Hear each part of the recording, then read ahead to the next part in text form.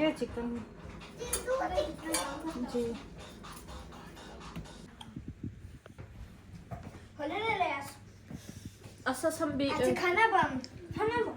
अस्सलाम वालेकुम beautiful people, welcome back to my channel. आज ज़ावियार का इसके किंडरगार्टन में दूसरा दिन है, तो अभी हम इसके किंडरगार्टन जा रहे हैं। ये पहने जाबू इधर से इधर, और ये सामान जो किंडरगार्टन ने कहा था एक्स्ट्रा लेके आना है वो जी। ज़ावियार चलो नहीं पहनना, अच्छा बाहर निकल के देखें ना, फिर देख लेते हैं। ज़ावियार की उम्र है तकरीबन 3.5 साल से थोड़ा सा ही ये छोटा है। मुझे बहुत क्वेश्चंस आते हैं कि आपके बच्चे की क्या एज है, और किंडरगार्टन भी हमारे घर से ज़्यादा दूर नहीं है, बिल्कुल पास ही, और खुशी खुशी जा रहा है। तो अभी तक इसका दिल नहीं लगा। हमारे नए नए जो दिन होते हैं जब बच्चे ज़िद करते हैं तो वही स्टार्ट है। यहाँ पे बैठा नाश्ता कर रहा है।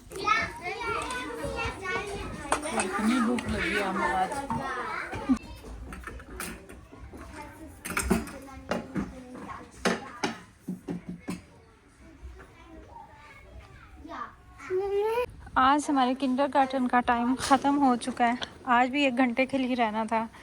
आज हम अपना टिफ़िन भी लेके आए हैं, और ये एक किंडरगार्टन में हो रहा है फेस्ट है, सेलिब्रेशन होगी कि गर्मी आ गई है कुछ इसी तरीके से, तो उसके ऊपर इसको फिल करके देना है। और ये भी लिखना है कि हम घर से क्या लेके आएंगे और यहाँ पे आप क्या खाना प्रेफर करेंगे। उसके लिए कुछ फॉर्म्स मिले हैं, और सुबह हम आएंगे इंशाल्लाह ताला 1.5 घंटे के लिए। नान मुझे बनाने हैं। नान का यहाँ पे आटा गूंदने के लिए मैंने मैदा लिया है 1 kg, उसमें हस्बे ज़रूरत नमक डाला, थोड़ी सी कलौंजी डाली। अब इसमें जो खमीर हमें मिलता है ड्राई ईस्ट वो डाल रही हूँ, और इसको अब नीम गर्म दूध से हम गूंद लेंगे। नान का आटा गूंद के रख दिया है, इसके ऊपर ऑयल भी डाल दिया। अब इसको कवर करके रख दूँगी।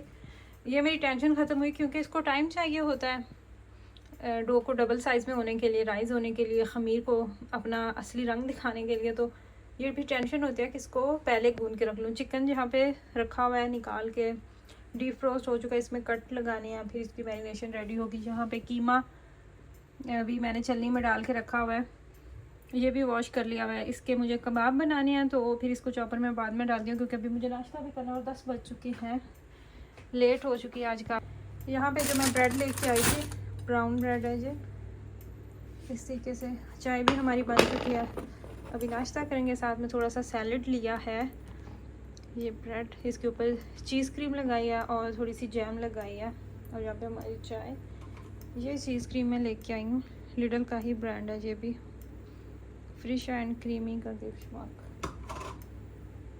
नाश्ता करने के बाद सबसे पहला काम फिर मैंने यही किया, कीमे को मैंने चॉपर में डाला। हाफ़ कीमा लिया था, इसके अंदर लहसुन के जवे डाले थे, और जो बेसिक मसाले हमारे होते हैं खानों में हम यूज़ कर रहे होते हैं वो डाले। इसके अंदर सब्ज़ मिर्च डाली, प्याज डाला, तो उसको बिल्कुल बारीक कर लिया, उसका पेस्ट बना लिया। फिर कीमा आधा उसके अंदर डाल के बारीक किया, और बाकी का जो आधा था ना वैसे ही रखा हुआ था वो मिक्स कर लिया। मैं इसको चूँकि पैन पे बनाने वाली हूँ तो मुझे वो ख़तरा नहीं है कि ये टूट जाएगा। अगर आप इसको बारबेक्यू करना चाह रहे हैं तो फिर आप इसको मेक श्योर करें कि ज़्यादा बारीक कर लें, ताकि आपके जो कबाब है ना वो टूटे नहीं। इसको साइड पे कर दिया।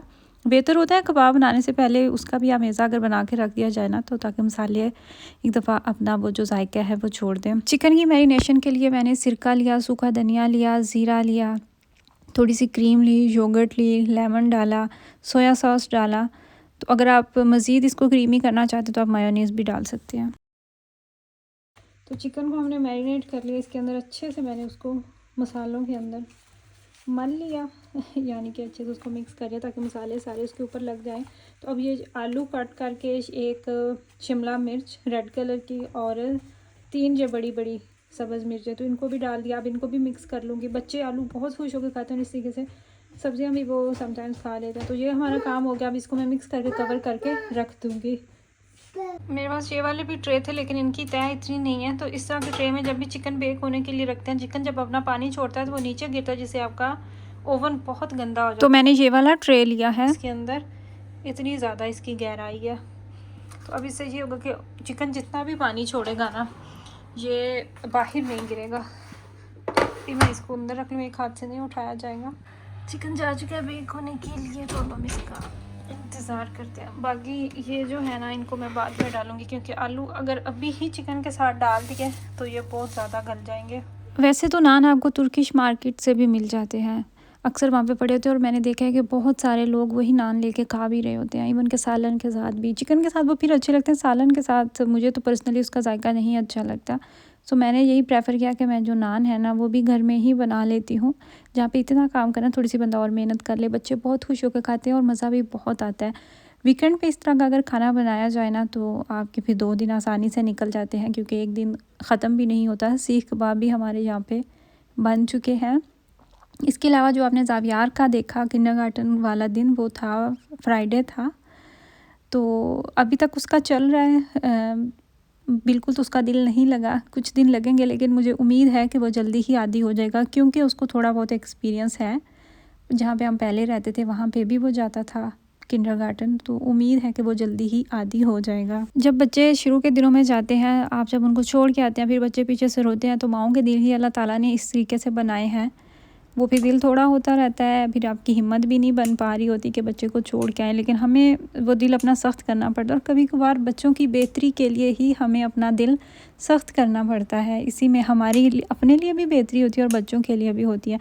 तो मैं ये वाले जो छोटे छोटे क्लिप्स आप लोगों के साथ शेयर कर रही हूँ ना, मुझे सिर्फ़ और सिर्फ मोटिवेशन के लिए हैं, क्योंकि मेरा ये माशाल्लाह से तीसरा बच्चा है, तो मुझे एक्सपीरियंस है इस चीज़ का। स्पेशली जिन मदर्स के पहले बच्चे होते हैं उनके लिए ज़रा मुश्किल होता है। खाना हमारा तकरीबन अब 50% तक डन हो चुका है। हमारे बाहर पुदीना लगा हुआ था, काफ़ी दिनों से काटने वाला था, बस मेरी हिम्मत नहीं हो पा रही थी, तो आज मैंने सोचा कि फ़्रेश पुदीना जो है ना वो काट के लाऊं और उसी की चटनी भी बनाऊं। मैंने पहले से बना के फ्रीज़ भी की हुई हैं क्यूब्स की शक्ल में।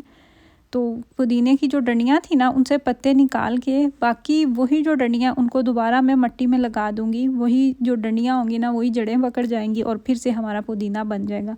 पुदीने के कोई सीड्स नहीं होते, धनिया के सीड्स होते हैं, और वो भी कौन से, जो नॉर्मली सूखा धनिया होता है, वो बस आप मिट्टी में मिक्स कर देना तो आपका धनिया उग जाता है। लेकिन पुदीने के लिए आपको डंडियाँ लेके लगाना होती हैं, तो फिर ऐसे ही आप ऊपर से डंडियाँ काटते हैं और दोबारा से जो होती हैं वो आप ज़मीन के अंदर, मिट्टी के अंदर लगा दें, तो वही फिर उनके ऊपर भी पत्ते आ जाते हैं। चटनी भी हमारी डन हो चुकी थी, चिकन भी हमारा बेक हो चुका था, ओवन को मैंने बंद कर दिया था। मुझे बस सैलड बनाना था, जल्दी से मैंने सैलड बनाया, क्योंकि इस तरह का जब खाना होता है ना तो बच्चे फिर साथ थोड़ा बहुत खा लेते हैं, वरना तो सैलड का नाम ही नहीं लेते। और मुझे खुद भी सैलड पसंद है, तो मैं कोशिश करती हूँ कि डेली ही खाने के साथ सैलड ज़रूर रखूँ। मैं अभी जब सोचती हूँ ना, अपने बच्चों को माशाल्लाह से मैं खाता पीता देखती हूँ, तो मैं सोच जब जाती है 7-8 साल पीछे, तो मैं इतना हैरान होती हूँ कि इन बच्चों के लिए मैं इतनी टेंशन लिया करती थी, बच्चे ये नहीं खाते, वो नहीं खाते।